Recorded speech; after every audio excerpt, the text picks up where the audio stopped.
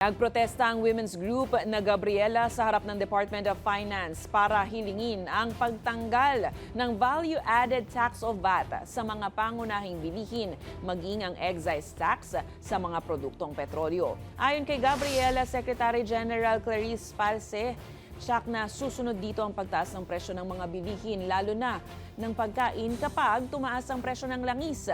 Ayon sa grupo, dapat nang kumilos ang pamahalaan at huwag nang palalain pa ang sitwasyon, lalo't patuloy na tumataas ang presyo ng langis sa pandaigdigang merkado.